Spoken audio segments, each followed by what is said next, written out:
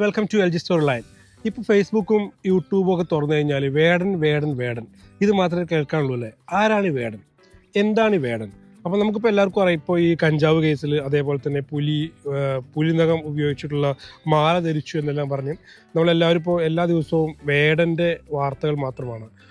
അതേപോലെ തന്നെ ഇപ്പോൾ വേടൻ്റെ ലേറ്റസ്റ്റ് ആയിട്ടുള്ള സോങ്ങും എല്ലാവരും പാടിക്കൊണ്ട് നടക്കുകയാണ്. വേടൻ ഇപ്പോൾ കുറച്ച് ദിവസമായിട്ട് തരംഗമാണല്ലേ? എങ്ങനെയാണ് വേടനായി മാറിയത്? എന്താണ് ഇപ്പോൾ വേടൻ്റെ പ്രശ്നം? വേടൻ്റെ രാഷ്ട്രീയം എന്താണ്? അപ്പോൾ ഈ ഒരു വിഷയത്തെക്കുറിച്ച് എനിക്കറിയുന്ന കാര്യങ്ങൾ ഞാൻ നിങ്ങളുമായിട്ട് സംവദിക്കാൻ വേണ്ടിയിട്ടാണ് ഇന്നത്തെ വീഡിയോയിൽ ഉദ്ദേശിക്കുന്നത്. വീഡിയോ ഇഷ്ടപ്പെടുകയാണെങ്കിൽ ലൈക്ക് ചെയ്യാനും കമൻറ്റ് ചെയ്യാനും ഷെയർ ചെയ്യാനും സബ്സ്ക്രൈബ് ചെയ്ത് കൂടാനും മറക്കരുത്. അപ്പോൾ നമുക്ക് നേരെ വിഷയത്തിലൂടെ എടുക്കാം.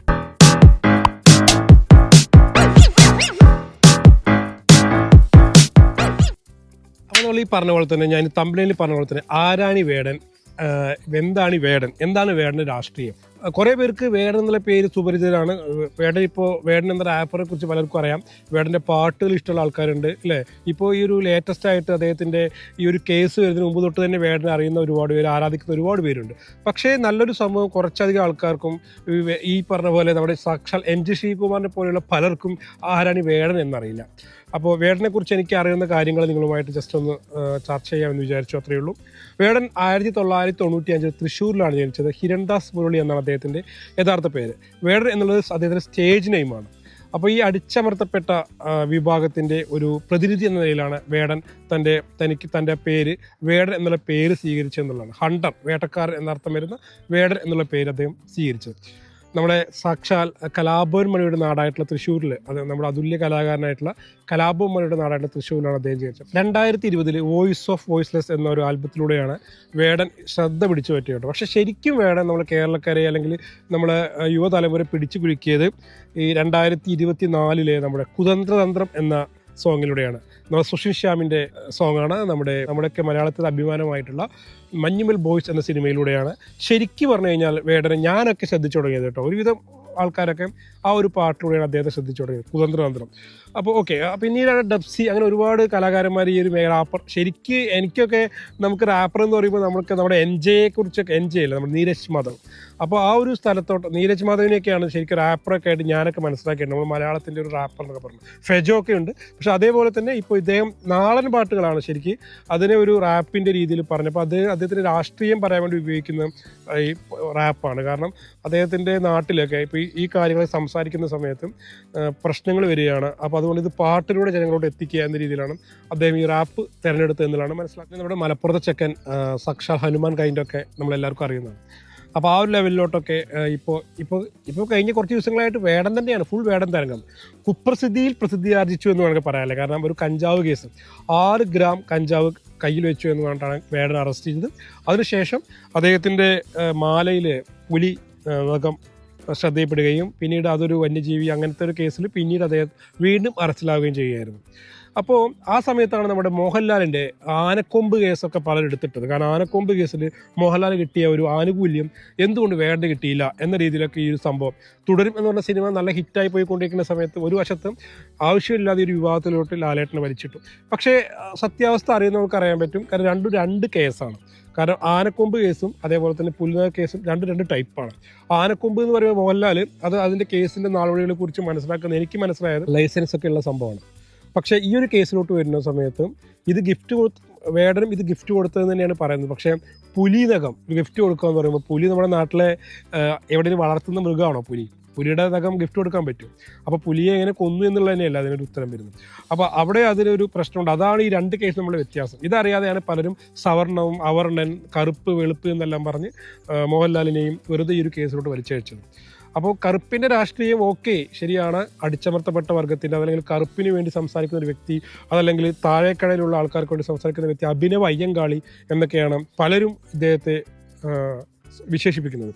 അപ്പോൾ അതിനിടയിൽ കൂടെ ആവശ്യമില്ലാതെ ചില ഹേറ്റേഴ്സ്, അതല്ലെങ്കിൽ സമൂഹ മാധ്യമത്തിൽ കൂടെ കമൻറ്റിലൂടെയോ അതല്ലെങ്കിൽ നമ്മുടെ ലൈക്കിന് വേണ്ടി വ്യൂവിന് വേണ്ടിയിട്ടൊക്കെ മോഹൻലാലിനെയും കൂടി ഇതിനോട് വലിച്ചയക്കുക. സവർണത്തെ അവർണം, അല്ലെങ്കിൽ ഹിന്ദു, അങ്ങനെ ഓരോ മതവും ജാതിയും അതിനിടയിൽ കൂടെയൊക്കെ വെറുതെ കുത്തി വരച്ചുണ്ടാക്കിയിട്ട് സന്തോഷിക്കുന്ന കുറച്ച് ആൾക്കാരും ഇതിലൂടെ ആനന്ദം കണ്ടെത്തിയിട്ടുണ്ടായിരുന്നു. പക്ഷെ നമ്മൾ കുറച്ച് ബുദ്ധി ഉപയോഗിച്ചിട്ട് ചിന്തിക്കുകയാണെങ്കിൽ ഓക്കെ ശരിയാണ്, സമൂഹത്തിൽ ഒരു കാലത്ത് ഈ സവർണ അവർണ മേധാവിത്വ പ്രശ്നങ്ങളെല്ലാം ഉണ്ടായിരുന്നു, ഇപ്പോഴും ഒരു പരിധിവരെയൊക്കെ ഉണ്ട്, ഇല്ല എന്നുള്ളതല്ല. അപ്പോൾ അതിനൊക്കെ ഉള്ള ഒരു ഉത്തരം തന്നെയാണ് കലാഭവമണിയെ പോലെയുള്ള, വിനായകനെ പോലെയുള്ള, അതല്ലെങ്കിൽ ഇപ്പോൾ ഇദ്ദേഹത്തെ പോലുള്ള ആൾക്കാരൊക്കെ ഉയർന്നു വരുന്നത്. അതൊക്കെ അഭിനന്ദിക്കത്തക്ക കാര്യം തന്നെയാണ്. നമ്മൾ കേരള ഗവൺമെൻറ് ഇദ്ദേഹത്തെ സപ്പോർട്ട് ചെയ്തിട്ടുണ്ടല്ലോ. അപ്പോൾ ഈ ഒരു കേസ് ഉണ്ടായതിനു ശേഷവും ഗവൺമെൻറ് തന്നെ ഒരു പരിപാടിയിൽ ഇദ്ദേഹത്തെ വിളിക്കുകയുണ്ടായല്ലോ. ആ പരിപാടിയിൽ വെച്ചിട്ട് അദ്ദേഹം ഒരുപാട് പേരാണ് അദ്ദേഹത്തെ കാണാൻ വേണ്ടിയിട്ട് എത്തിച്ചേർന്നത്. അപ്പോൾ അദ്ദേഹത്തിന് ജനസമിതി കൂടുകയാണ് ചെയ്തത്. അതായത് കഞ്ചാവ് കൈവശം വെച്ച കേസിന് ശേഷം ശരിക്കും വേടൻ്റെ പാട്ടുകളെ കുറിച്ച് ആൾക്കാർ ശ്രദ്ധിക്കാനും ഒക്കെ തുടങ്ങി. ഓക്കെ, അങ്ങനെ ജയിലിൽ നിന്ന് വന്ന സമയത്ത് അദ്ദേഹം വേറൊരു കാര്യം പറഞ്ഞു കേട്ടോ, ചേട്ടനെ കണ്ട് പഠിക്കല്ലേ മക്കളെ, ചേട്ടനെ കണ്ട് പഠിക്കല്ലേ. ഇതൊന്നും ആരും കോട്ടിയില്ല. സത്യം പറഞ്ഞു കഴിഞ്ഞാൽ വേടൻ കഞ്ചാവ് വലിച്ചു, സ്മോക്ക് ചെയ്തു, മദ്യപിച്ചു. അദ്ദേഹത്തിന് 2021 ഒരു മീറ്റു ആരോപണമുണ്ട്. നിരവധി പെൺകുട്ടികൾ അദ്ദേഹത്തിനെതിരെ പീഡന പരാതി കൊടുത്തിട്ടുണ്ട്. അപ്പോൾ അത് അദ്ദേഹം മാപ്പ് പറഞ്ഞിട്ടുണ്ട്. ഓക്കെ, അതേപോലെ തന്നെ ഈ ഒരു കേസ് വന്ന സമയത്ത് അദ്ദേഹം എന്ത് ചെയ്തു, ജയിലിൽ നിന്ന് ഇറങ്ങിയ ശേഷം പറഞ്ഞ എന്താണ്, കുട്ടികളെ എന്നെ കണ്ട് പഠിക്കരുത്, ഞാൻ ചേട്ടന് ഇത് പറഞ്ഞത് ആരും ഉണ്ടായില്ല, അതുകൊണ്ട് ചേട്ടൻ ഇതൊക്കെ ചെയ്തു, നിങ്ങൾ എന്നെ കണ്ട് പഠിക്കരുത് എന്നാണ്. ഇതേ വേടൻ തന്നെ സ്റ്റേജിൽ തന്നെ അദ്ദേഹം ഇത് ചെയ്യരുത് എന്ന് മുൻപ് സംസാരിച്ചിട്ടുള്ളതായിട്ടാണ് എൻ്റെ അറിവ്. ഞാൻ കണ്ടിട്ടില്ല, അങ്ങനെ ഞാൻ വായിച്ചു കേട്ടതാണ്. കഞ്ചാവൊന്നും വലിക്കല്ലേ, കഞ്ചാവൊന്നും ഉപയോഗിക്കല്ലേ എന്ന് വേടൻ പറഞ്ഞിട്ടുണ്ടായിരുന്നു. ആ സമയത്ത് അദ്ദേഹം അത് ഉപയോഗിക്കുന്നുണ്ടായിരുന്നുള്ളതാണ്. ഓക്കെ, വാട്ടർ ഇറ്റ് അത് ജയിലിൽ നിന്ന് വന്ന ഉടനെ ആദ്യം പറഞ്ഞത് ചേട്ടൻ കണ്ട് പഠിക്കല്ലേ എന്നുള്ളത്. എനിക്ക് കറുപ്പിൻ്റെ രാഷ്ട്രീയം ഉയർത്തിക്കാട്ടിയിട്ട് ഇരവാദം മുഴക്കുകയാണെന്നൊക്കെയുള്ള പരാതികളൊക്കെ ഉണ്ടായിരുന്നു. എന്തായാലും ഇപ്പോൾ വേടൻ ഇതാണ്, ഹിരൺദാസ് മുരളി എന്ന വേടൻ. ഇപ്പോൾ ഒരുപാട് അദ്ദേഹത്തിൻ്റെ പല പാട്ടുകൾ ഇപ്പോൾ വീണ്ടും കേരളക്കാരെ കേട്ടുകൊണ്ടിരിക്കുകയാണ്. ജയിലിൽ നിന്ന് ഇറങ്ങിയ സമയത്ത് കാമുകിക്ക് വേണ്ടി എന്ന് പറഞ്ഞ അദ്ദേഹം ഇറക്കിയ മോണലോവ എന്ന് പറഞ്ഞ സോങ് സൂപ്പർ ഹിറ്റായി. അത് ഇറങ്ങിയിട്ട് 2 മണിക്കൂറിനുള്ളിൽ നിരവധി ലക്ഷക്കണക്കിന് ആളുകളാണ് ആ പാട്ട് കണ്ടത്. പസഫിക് സമുദ്രത്തിൽ അമേരിക്കയിലെ പ്രധാന ഭൂഖണ്ഡത്തിൽ നിന്നും വടക്കിഴക്കായിട്ട് സ്ഥിതി ചെയ്യുന്ന ഹവായ് എന്ന് പറഞ്ഞ ദ്വീപിലുള്ള മോണലോവ എന്ന് പറഞ്ഞ ഒരു അഗ്നിപർവ്വതത്തെ തൻ്റെ കാമുകിയുമായിട്ട് ഊമിച്ചിരിക്കുകയാണ് വേടൻ ഈ ഒരു സോങ്, ഈ വരികളിലൂടെ. രണ്ടാം പിറവിയെ എന്നൊരു വരികളുണ്ട് അതിൽ കേട്ടോ. ആ വരികളിലൂടെ ശരിക്ക് 2 രീതിയിൽ നമുക്ക് അതിനെടുക്കാം. കാരണം വേടൻ്റെ ഒരു രണ്ടാം പിറവിയാണ് ഇത് എന്ന് നമുക്ക് ചിന്തിക്കാം.